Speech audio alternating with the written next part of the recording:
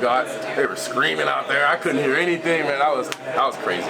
Is this what you've dreamt of your entire life? It's exactly what I dreamt of. Me and my brother were talking about it last night.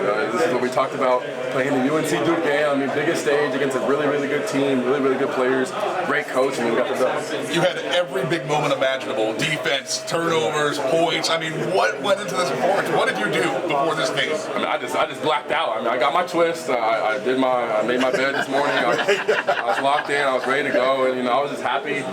My dad, before the game, I was talking to my dad. He was like, just play your game, have fun. The most important thing is to have fun. And I went out there, I had fun, played hard, played with my teammates. Wait a minute, Harrison. Let's back up. You got the twist. Got the twist. Let's throw it all together. Yes, sir. Yes, sir. Yes, sir. What did Hubert say to you after this game?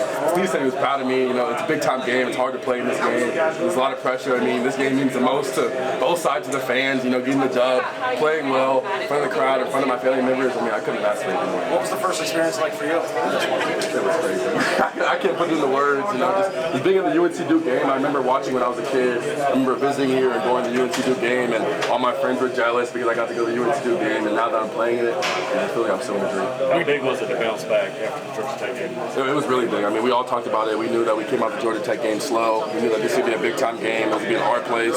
Still have a loss in our place. We knew it was a time for us to make a statement. We came out and made a statement. We talked before the season about your slow, methodical pace of play and how it has a purpose. And then Hubert Davis says a couple weeks ago he wants you to play faster as well as the rest of the team.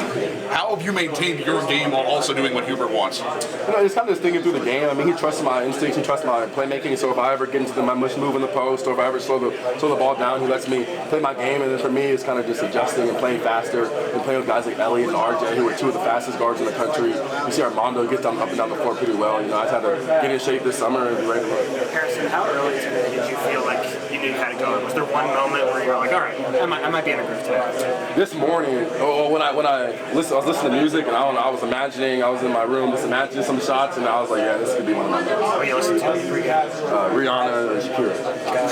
Any songs in particular? Hips Don't Lie, Rihanna, Rude Boy. So do your hips lie? They don't.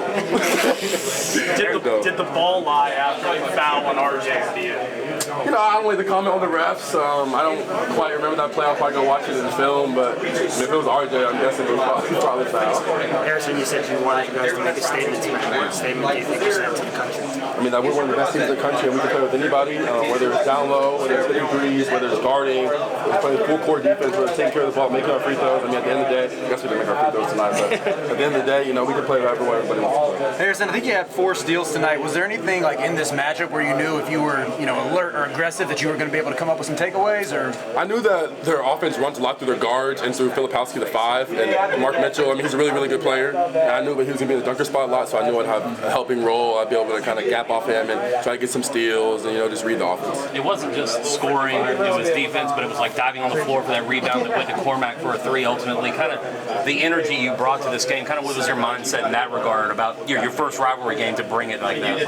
I watched the Georgia Tech game probably like 5 different times, and I feel like at the beginning of the game, I'm the guy who brings the energy, and I didn't bring it that game, and I wasn't going to come out here and let that happen again, so I came out with as much energy as I could. I got about 10 hours of sleep last night, and I was ready to go. Armando said that some guys, everybody knew that it would be difficult for RJ with all the attention he would get. Exactly. And he talked about some new wrinkles to the offense, like some misdirection and things. Kind of, how much do you think that freed you guys up a little bit to do what you did? I mean, having a player of the year like RJ on your team, I mean, I got wide open threes. I was getting good looks all day, and just our team, we have so many different players, so many different weapons, so many different options that it's hard to key in on one guy because everybody else can make plays. But